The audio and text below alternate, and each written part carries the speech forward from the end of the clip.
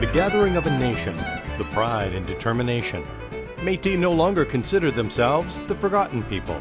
But while Métis are starting to rise from the ashes of oppression, the struggles are not over.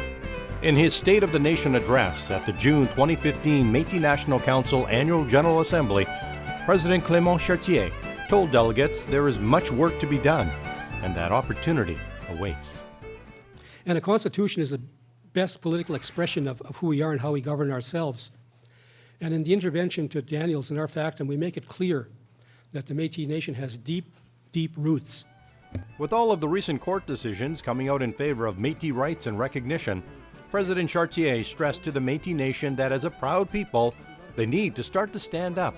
They need to unite and show off their Métis pride, not only as individuals, but collectively. So we have a lot of things that we can be proud of and that shows who we are. We just need to continue building on that. And to me, the biggest thing is the Constitution and our clothing, our sash, like all of these things. Like we got to show ourselves, not just in our own meetings, but everywhere. And so that, and having conferences where we're visible. President Chartier told delegates that there needs to be constant discussions about a myriad of issues, such as acquiring a Métis land base, harvesting rights, resource revenue sharing, self-government, reconciliation and devolution, the exclusion of Métis in the residential school process, plus senior officials need to meet more regularly as a board of governors and with various levels of government to move the agenda forward.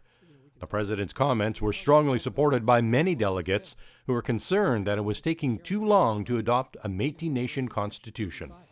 Embracing of a constitution at that level is key and fundamental to the rest of us in terms of developing the foundations for ours.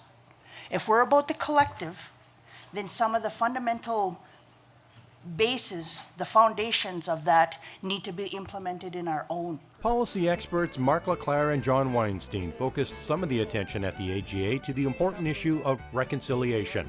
They discussed that the federal government had appointed a special representative who would be consulting with each president across the governing region and provincial governments to discuss issues such as governance, Métis membership and registration, the electoral process, lands and resources, resource revenue sharing, economic development, job creation, and the duty to consult. And now what we'll see is likely provinces will be less reluctant to come to the table if, we continue to win on Daniels, and they're likely to hear that. Leclerc clearly outlined that some of the roadblocks ahead include the need to get provincial governments on board to recognize Métis rights to govern themselves, and the need for block funding to support the Métis Nation. What we got the federal government to agree is that they would be the primary financiers of our Métis governance and institutions. And we'll probably want to keep that position there. Not at the funding levels we're getting now as nonprofit corporations, but as full-fledged governments with the ability to consult. Besides the devolution of existing programs, we're going to, I'm sure there will be discussion of new incremental programs and services that are to be delivered. And another key element will be strengthening Métis Nation service delivery and infrastructure. The AGA also received an update from Métis lawyer Jason Madden, who discussed the status of court cases launched by the Métis Nation, including the Daniels versus Canada case, in which Métis had asked the courts to order Canada to include Métis and non-status Indians under 9124, giving the Métis the same rights as First Nations. An earlier court ruled in favor of the Métis Nation. However, the federal government chose to appeal that decision to the Supreme Court. The case is scheduled to be heard on October 8, 2015. The presidents from the 5 governing regions from Ontario to British Columbia and the president of the Women of the Métis Nation updated delegates as well about ongoing challenges, such as the need to include Métis in women's issues, economic development opportunities, and securing the future of Back to Batoche celebrations. They talked about the hard work being undertaken, including a major housing development project and a $20 million partnership agreement signed between the Manitoba Métis Federation and Manitoba Hydro, the move toward resolving the political issues in Saskatchewan and building a constructive working relationship with the new NDP government in Alberta. Business is just going on as usual at the Métis Nation. Appy Tikosan, our Landing Institute, continues to do a lot of a lot of support to our Métis entrepreneurs. Business has been good there again this year.